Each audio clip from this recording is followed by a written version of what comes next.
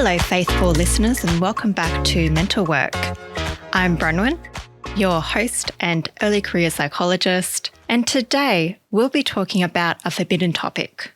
No, it's not sex, it's not religion, it's not vaccinations, it's not politics, it's money. Yes, it's the topic that we all shy away from and nobody talks about and nobody wants to think about. Today, we are looking at it because I'm interested in why we don't talk about it, but I'm also interested in our attitudes towards money as mental health professionals. And I'll start off with this. It's a study that I found, which was conducted in 2015. And what happened in the study is they got a whole bunch of professionals, different professions. They gave them a survey about their financial health. So financial health is your subjective feelings about how well you're doing financially, and it's also your objective financial standing. One of the professionals in that survey were, of course, mental health professionals. They found that when compared to financial advisors, mental health professionals are more likely to try to avoid thinking about money, avoid looking at their financial statements, and to try to forget their financial situation. They say that their study provides further evidence that mental health professionals are at financial risk. Specifically, when compared to other professions, the results showed that mental health professionals were significantly less likely to report good global financial health, including paying off their credit cards each month, having money set aside for emergencies, having a budget, having adequate insurance, feeling comfortable with their financial status, being confident with their financial knowledge, and having adequate investment strategies to reach their financial goals. Pretty much, mental health professionals are really povo in the area of financial knowledge.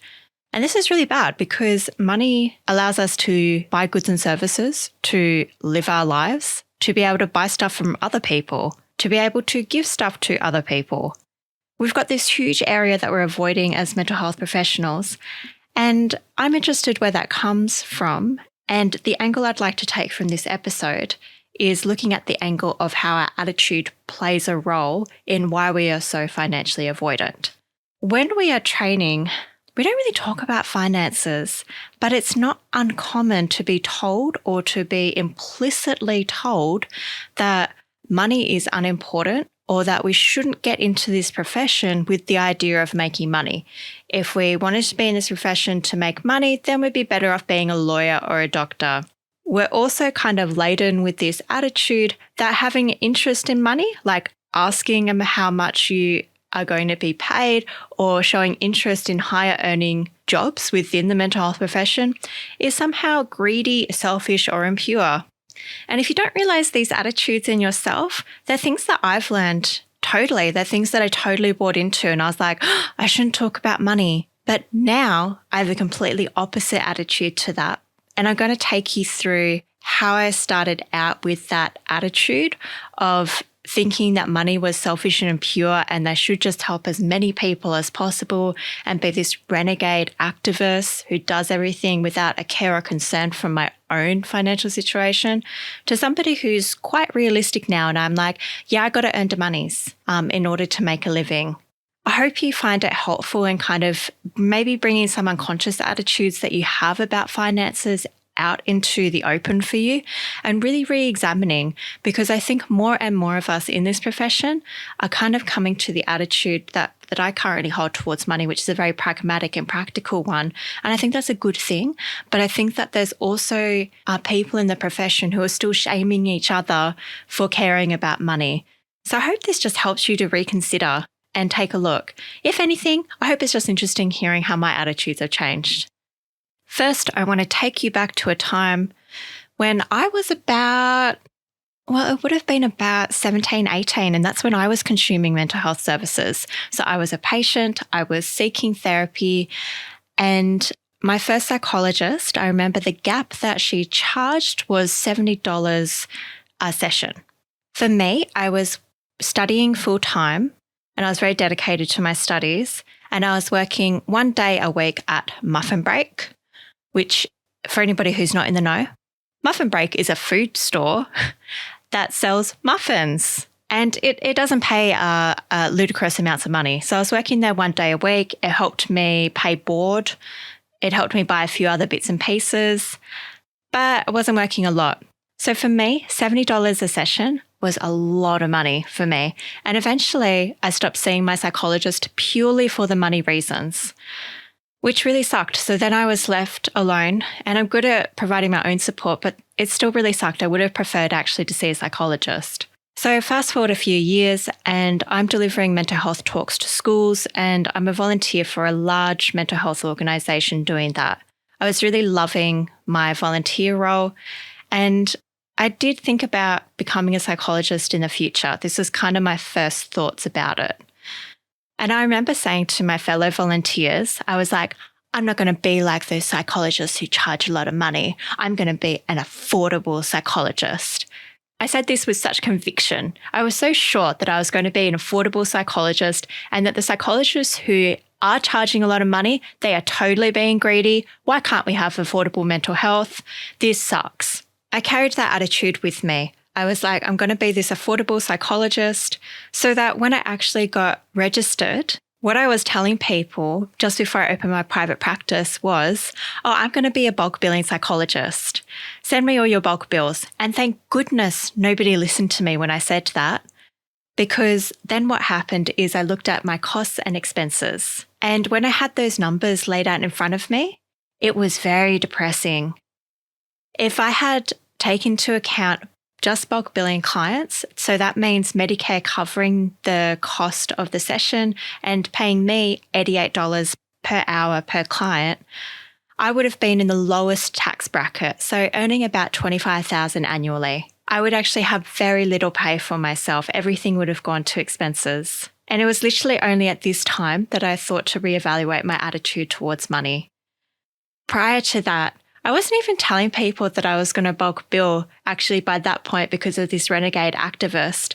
I would say that's probably like maybe 55% of the reason why I wanted to bulk bill, but the 45% was actually fear of money and fear that I was being greedy and that I wanted to value my services, and I thought that that was bad. So I guess wrapping up this experience for you, it would be that these kind of unconscious attitudes we have towards money, and even our conscious ones in my case, really did me a disservice in the end, because I was willing to undervalue my services so much that I wouldn't have had any money to support myself. Why do we need money? Like I said at the start, to support ourselves, but also invest in the future of our business. So when people say to us, we didn't get in this business for money, we got in it to help people, we cannot help people if we are not looking after ourselves financially. And also, to grow our businesses to help more people, we actually need extra money to reinvest in that business. This has been really highlighted to me recently. I've been looking for a commercial lease so I can actually expand my psychology practice, so that I can see more people and so that I can help more people. Guess what you have to put in a commercial lease? You have to put your finances down. And imagine if I was going for a commercial lease, that was say like $28,000 a year. And I put down on the lease, I'm earning $25,000 a year.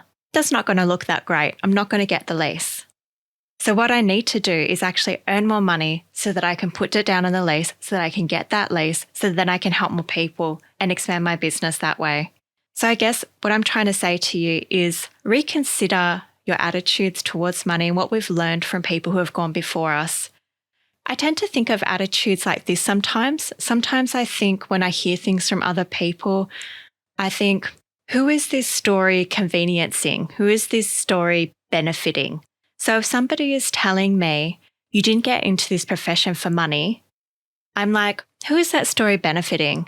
One way to look at it is that it's benefiting the person saying that, because by saying that, they shut down the conversation and they stop me talking about money.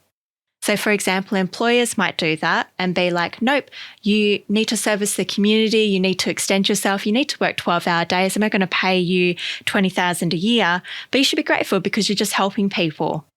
The effect of that story is that it shuts down your conversation and makes you feel bad for speaking up for a reasonable pay and a fair pay. Remember as well, we are rarely individuals. We're usually supporting other people. If you're a parent, you're supporting a child. But even if you're just supporting yourself, you're also supporting your future. So remember, you have superannuation as well, and that you want to make sure that you can support yourself into the future. Another takeaway that I'd like you to have a think about is really show yourself the numbers. This might be a bit scary for you. It was scary for me. And to be honest, I didn't even set up the initial spreadsheet with the costs and expenses. It was my partner. So really, I just looked at their spreadsheet and they had to do it for me. And I was kind of half covering my eyes like, But once I looked at the numbers, I was really interested. And it was really good to see it all there.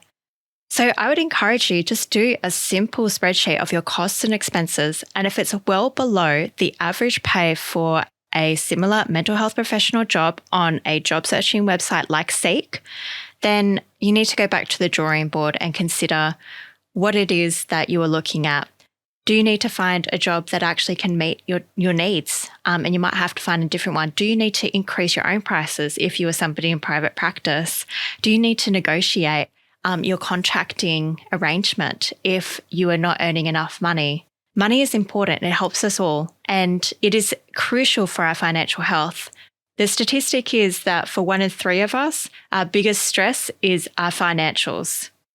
So if we are taking care of ourselves as mental health professionals, then we can better help other people. It's kind of that you can't pour from an empty jug sort of thing. I hope this has been helpful for you to hear of my experiences. And yes, I feel really bad kind of being that person who was thinking that everybody else was being totally greedy for needing money. At the same time, I also recognize that, of course, we do need more affordable mental health services. Absolutely. However, we can only help the people in front of us. And to do that, we need sustainable finances. If we were part of a national organisation that got millions of funding from the government and were able to help everybody who came through the door, that would be amazing. And if that's part of your value system, then it's fantastic to work for those organisations. I worked for an organisation that gave free therapy to anybody who walked in the door, and that was funded by the WA state government.